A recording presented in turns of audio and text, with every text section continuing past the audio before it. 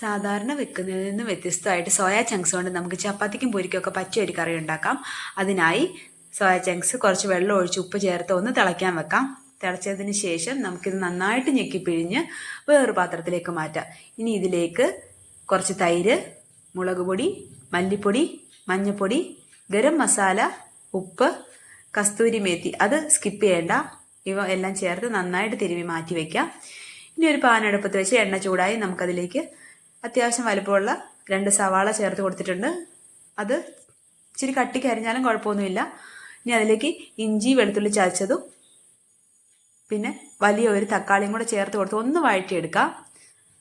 ഒരുപാട് വഴലണ്ട, ഒന്ന് വഴറ്റിയതിന് ശേഷം നമുക്കൊരു മിക്സിയുടെ ജാറിലിട്ട് ഇത് നന്നായിട്ടൊന്ന് അരച്ചെടുക്കാം.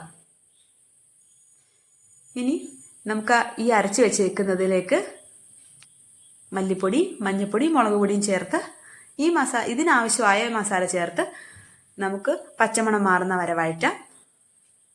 അതിനുശേഷം ഇതിലേക്ക് നമ്മൾ തയ്യാറാക്കി വെച്ച സോയ ചങ്ക്സ് ഇട്ട് കൊടുക്കാം. ഇനി നമുക്ക് ആവശ്യത്തിന് വെള്ളം ഒഴിച്ച് അടച്ചു വെച്ച് നന്നായിട്ട് വേവിക്കാം. അപ്പോഴത്തേക്ക് മസാലയൊക്കെ സോയ ചങ്ക്സിലേക്ക് ഇറങ്ങണം. അതിന് ഒരു 10-15 മിനിറ്റ് നമുക്ക് ആദ്യം ഒന്ന് സ്ലോ കുക്ക് ചെയ്യാം. അത് കഴിഞ്ഞിട്ട് വെള്ളം ഉണ്ടെങ്കിൽ നമുക്ക് തിരികൂട്ടി വെച്ച് വറ്റിച്ചെടുക്കാം. ഫ്രഷ് ക്രീം ഉള്ളവർക്ക് അതും യൂസ് ചെയ്യാം.